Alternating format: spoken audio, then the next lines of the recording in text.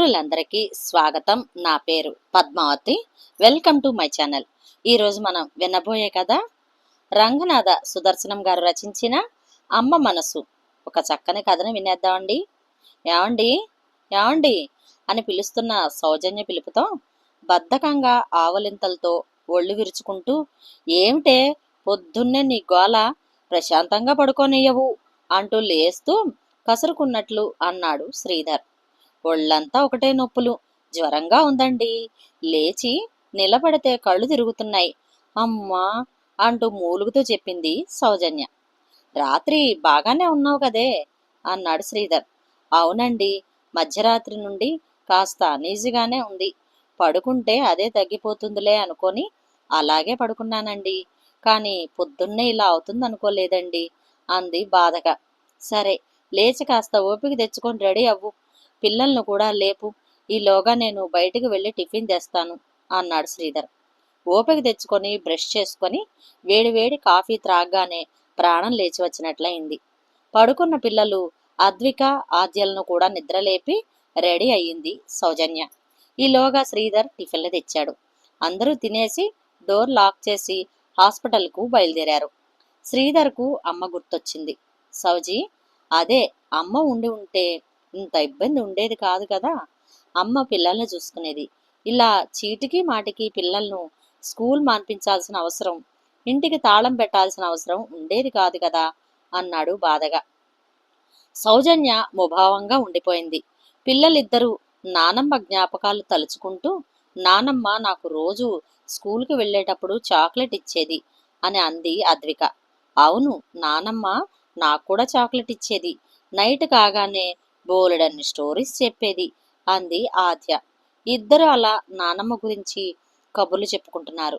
Daddy, నానమ్మ ఎప్పుడు వస్తుంది? ఫోన్ చేయొచ్చుగా డాడీ అంది ఆద్య. చాలే, నోరు మూస్తారా?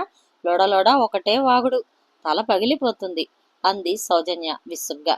అత్తయ్యకు చిన్నబాబు ఉన్నాడుగా నాన్న, అందుకే అత్తయ్యకు ఇబ్బంది కావద్దని నానమ్మ వెళ్ళింది. త్వరలోనే వస్తుంది నాన్న అన్నాడు శ్రీధర్. ఈలోగా హాస్పిటల్ రాగానే అందరూ దిగి హాస్పిటల్లోకి వెళ్లారు. డాక్టర్ అన్ని పరీక్షలు చేసి టైఫాయిడ్ ఫీవర్ అని 10-15 రోజులు రెగ్యులర్గా మెడిసిన్ వాడితే తగ్గిపోతుందని, కేర్ఫుల్గా ఉండాలని మెడిసిన్స్ రాసిచ్చారు. అలాగే 3 డేస్కి ఒకసారి బ్లడ్ చెకప్, జనరల్ చెకప్కు హాస్పిటల్కు వచ్చి వెళ్లాలని చెప్పాడు డాక్టర్. చేసేది లేక పిల్లలను సౌజన్యను చూసుకోవడానికి శ్రీధర్ ఆఫీస్కి వెళ్ళి ఒక వారం రోజులు లీవ్ పెట్టి వచ్చాడు. ఆ రోజు పిల్లలు స్కూల్ నుండి రాగానే బయటకు వెళ్ళి పిల్లలకు సౌజన్యకు అవకోడా జ్యూస్ తెచ్చాడు శ్రీధర్. హాయ్ డాడీ, మాకు జ్యూస్ తెచ్చాడో అంటూ పిల్లలిద్దరూ ఆనందంతో గంతులు వేశారు. అరే పెద్దోడా, ఇది నీకు, అరే చిన్నోడు, ఇది నీకు అంటూ చెరో జ్యూసు గ్లాస్ పిల్లలకు అందించాడు శ్రీధర్. మరో గ్లాసులో జ్యూస్ పోసి, సౌజీ టాబ్లెట్ వేసుకొని ఈ జ్యూస్ తాగు అన్నాడు. ఇంతలో ఆద్య, డాడీ మమ్మీకి అలా జ్యూస్ ఇవ్వద్దు, ఇలా ఇవ్వు అంటూ జ్యూస్ గ్లాస్ తీసుకొని అందులో సగం జ్యూస్ వేరే గ్లాసులో పోసి అందులో సగం నీళ్లు పోసి, అమ్మకు ఈ జ్యూస్ ఇవ్వండి డాడీ, మమ్మీ ఇది త్రాగితే త్వరగా జ్వరం తగ్గిపోతుంది అంది. ఆద్య చెబుతూ ఉంటే శ్రీధర్ ఆశ్చర్యపోయాడు. ఎందుకు నాన్న అలా చేస్తున్నావు? అలా నీళ్లు కలపొద్దు నాన్న అన్నాడు వారిస్తున్నట్లు. లేదు డాడీ, నానమ్మకు నువ్వు జ్యూస్ తెచ్చినప్పుడల్లా మమ్మీ ఇలాగే చేసేది. ఎప్పుడూ సగం నీళ్లు కలిపి ఇచ్చేది. జ్వరం వచ్చిన వాళ్లకు ఇలా నీళ్లు కలిపిస్తేనే త్వరగా తగ్గిపోతుందని మమ్మీ చెప్పింది అని చెప్పింది ఆద్య. కావాలంటే మమ్మీని కూడా అడుగు డాడీ అంది ఆద్య అమాయకంగా. శ్రీధర్కు విషయం అర్థమైంది. కోపం కట్టలు దించుకుంది. కానీ పిల్లల ముందు బాగుండదని తనను తాను తమాయించుకున్నాడు. కోపంగా సౌజన్య వైపు చూశాడు. సౌజన్య తలదించుకుంది. సౌజన్యకు కొంత జ్వరం తగ్గింది. ఆ రోజు అన్నం వండాక అందరూ తినడానికి ఏర్పాట్లు చేస్తున్నాడు శ్రీధర్. ఇంతలో బయట నుంచి వచ్చిన అద్విక, డాడీ మమ్మీకి అన్నం అలా పెట్టకూడదు, నువ్వుండు అంటూ వేడిగా ఉన్న అన్నం గిన్నెలో పొద్దున మిగిలిన చద్దన్నం పెట్టింది. డాడీ దీనిని కొంచెం వేడి చేసి అప్పుడు ఈ అన్నం మమ్మీకి పెట్టండి అంది. ఇలా చల్లిదన్నం వేడి చేసి అమ్మ ఎప్పుడూ నానమ్మకు పెట్టేది. ఇలా చేస్తే నానమ్మకు త్వరగా బలం వచ్చి జ్వరం తగ్గిపోతుందని అమ్మ చెప్పేది అంది. శ్రీధర్ కళ్ళల్లో నీళ్లు తిరిగాయి. నన్ను ప్రాణంలా పెంచిన అమ్మకు ఇంత అన్యాయం జరుగుతూ ఉంటే నా కళ్ళు మూసుకుపోయాయా? అయ్యో అమ్మ, ఎంత పని జరిగింది అంటూ చాలా బాధపడ్డాడు. ఇంత జరుగుతున్నా ఏనాడు అమ్మ ఒక్క మాట కూడా సౌజన్య గురించి చెడుగా చెప్పలేదు. ఎప్పుడు తన ముఖం పైన చిరునవ్వు కూడా చెదరనివ్వకుండా, పైగా తన కోడలు తనను బాగా చూసుకుంటుందని అందరికీ గొప్పగా చెప్పుకునేది అమ్మ. అమ్మ రూపం కళ్ళ ముందు కదిలింది. తనలో తాను బాధగా, అమ్మ నన్ను క్షమించమ్మా అంటూ వేదన చెందాడు శ్రీధర్. సౌజన్యకు పూర్తిగా జ్వరం తగ్గిపోయింది. పిల్లలిద్దరూ స్కూలుకు వెళ్లారు. శ్రీధర్ సౌజన్య దగ్గరకు వెళ్ళాడు. ఏం సౌజన్య, దేవతలాంటి నా తల్లికి నువ్విచ్చిన గౌరవము ఇదేనా? నువ్వింత దుర్మార్గురాలివైనా అమ్మ నీ గురించి ఏనాడు పల్లెత్తు మాట అనలేదు తెలుసా? అసలు ఇలా ప్రవర్తించటానికి నీ మనసు ఎలా ఒప్పుకుంది అంటూ చెంప చెళ్ళుమనిపించాడు. నీకు తెలుసా, అమ్మ నాకెప్పుడు వేడివేడిగా ఉన్న అన్నం కూరలు పెట్టి తాను చద్దన్నం చద్దికూరలు తినేది. నాన్న చిన్నప్పుడే పోయినా నాకే కష్టం తెలియకుండా గారాబంగా పెంచి ప్రయోజకుణ్ణి చేసింది. నువ్వింత చేసిన ఈ విషయం నాకు తెలిస్తే బహుశా మన మధ్య గొడవలొస్తాయని ఏమీ చెప్పకుండా దాచిపెట్టుంటుంది అమ్మ. సిగ్గనిపించటం లేదా? నువ్వు చేసిన ఈ పని వల్ల అభంశుభం తెలియని ఆ పసి మనసులలో కూడా విషబీజాలు నాటావు కదే దుర్మార్గురాలా అన్నాడు శ్రీధర్.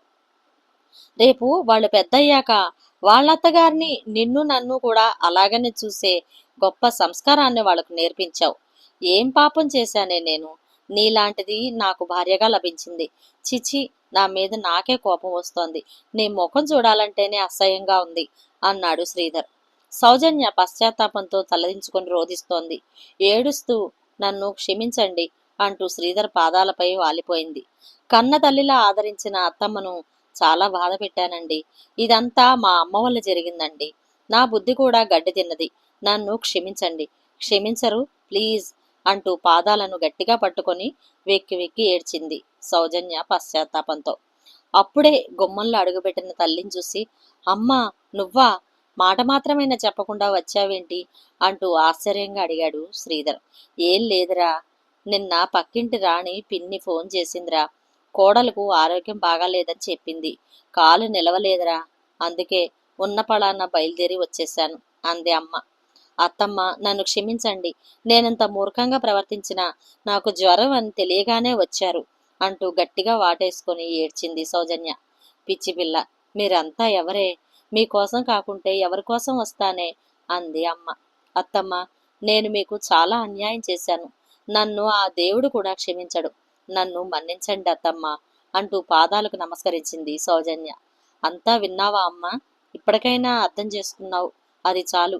పశ్చాత్తాపానికి మించిన శిక్ష లేదు అంది అమ్మ. లేదమ్మా, అది ఈ ఇంట్లో ఉండటానికి వీల్లేదు. దాని ముఖం చూస్తేనే పాపం తగులుతుంది అన్నాడు కోపంగా శ్రీధర్. వద్దు నాన్న, అలా అనద్దు. చిన్నపిల్లరా, తెలియక చేసిందిలే. అమ్మ చెబుతుందిగా, ఇక వదిలే. మళ్ళీ ఈ విషయం మాట్లాడావో నా మీద ఒట్టే అంది అమ్మ. అత్తమ్మ, మీ మంచి మనసు తెలుసుకోలేకపోయాను. నన్ను క్షమించండి అత్తమ్మ అంటూ గట్టిగా చుట్టేసుకొని బోరున ఏడిచింది సౌజన్య. చాలేమ్మా, పిల్లలు వచ్చే వేళ అయింది. ఇదంతా వాళ్లకు తెలియకూడదు. పద, పిల్లలకు వేడివేడిగా పకోడీ చేద్దాం అంటూ ఇంట్లోకి దారి తీసింది అమ్మ. పరిస్థితులు ఏవైనా అమ్మ ఎప్పుడు పిల్లల మంచే కోరుకుంటుంది. అమ్మ మనసంటే ఇదేనేమో అని మనసులో అనుకోకుండా ఉండలేకపోయాడు శ్రీధర్. ఎలా ఉంది మిత్రులు? ఈ కథ కనుక మీకు నచ్చినట్లయితే షేర్ చేసి, లైక్ చేసి, సబ్స్క్రైబ్ చేసి నన్ను ఎంకరేజ్ చేయండి.